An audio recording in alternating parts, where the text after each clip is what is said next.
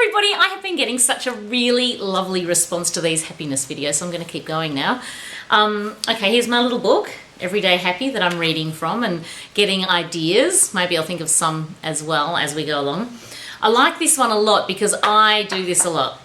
See a door closed not as rejection, but as a potential for something that will prove to be much better and more you.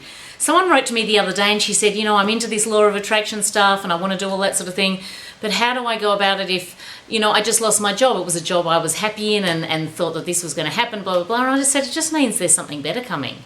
Don't you think? I just think that, you know, sometimes when you lose a job or something happens that's not on your career path and you think, oh, I really didn't want that to happen, more opens up. I know it happened to me with my bed linen when I was designing bed linen and I left the company. I didn't really want to leave at all, but things had happened there that had kind of disgruntled me a little bit, so I chose to leave. And then, you know, I remember saying to Paul, oh, and I remember crying and feeling terrible and, you know, having a bit of a sad day about it. And then I started the jewelry up and now I couldn't be happier. I love it. It's my own thing. I'm in charge of it. I love my jewelry. So I had the experience of designing the bed linen and I loved it. Really grateful for it, but really glad that I've moved on. So, you know, I do think that there's more to come. If a door is shut in your face, don't keep banging on it or sink into a heap of despair. Yes. So don't, you know, if things really are, you know, if you, for example, if a man leaves you, don't keep harassing and don't keep going like a crazy woman. Keep your dignity and also try not to harass, because I think sometimes if you break up with a boyfriend or a husband or whatever, sometimes if you can just be calm about it, I'm not saying that would be easy by any stretch of the imagination, but if you're in any way wanting them to come back, they're not going to come back to a crazy, demented person who's like cutting up their clothes and setting them on fire in the driveway. I don't think. Get on with the rest of your life relishing all that's good in it. Meanwhile, explore new avenues, people, possibilities. If you have faith in the idea, think how you can progress it through other doors and down other avenues.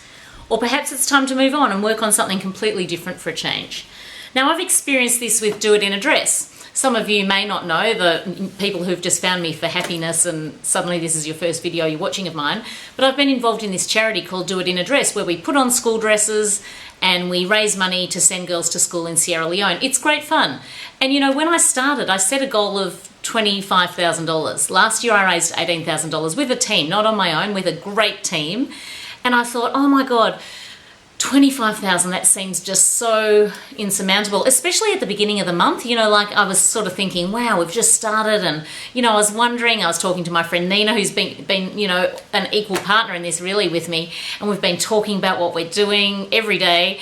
And we were sort of thinking, oh my God, are we going to reach our goals? And you have to pump yourself up and you have to just keep thinking of new ideas. Like I approached OPRAH to donate something and she donated a pair of shoes. And you know what? If she'd have said no, then that would have been the worst thing that could happen. The worst is that she says no, isn't it?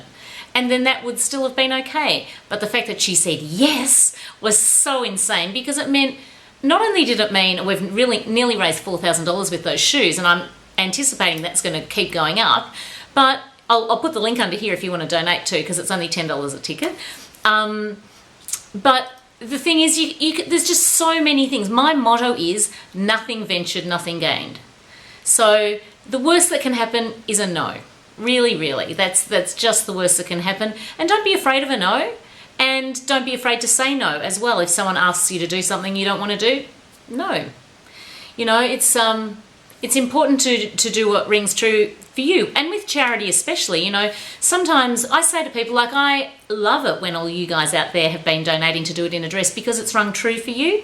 But if it doesn't ring true for you, then you do it with the one that you like. It might be the Royal Children's Hospital, or it might be, you know, a run for breast cancer, like anything. We're all helping people. It doesn't really matter which charity you help, as long as you're doing what feels good for you. Because if it feels like, if it's like a drag and it's like, oh my God, I don't want to do this, don't do it. Because there's not the right energy around it. That's what I think. So keep moving, keep doing stuff, have a mantra. Start thinking of something you can say to yourself when you're sort of a bit stuck, like my nothing ventured, nothing gained.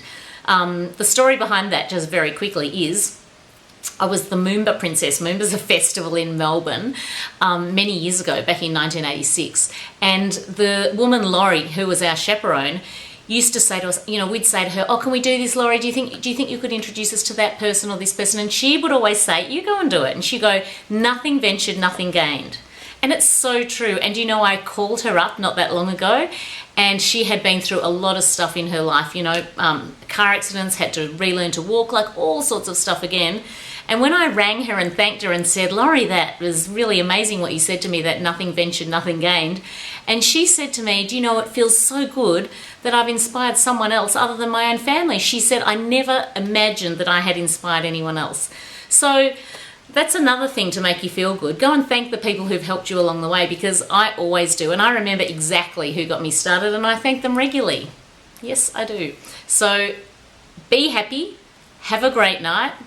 You might like to find this book. I don't know who wrote it. It's just a book I found in the bookshop, so I'm in no way connected. But it's a cute little book, and you can just sort of open it at a page and get yourself motivated. Bye, everyone.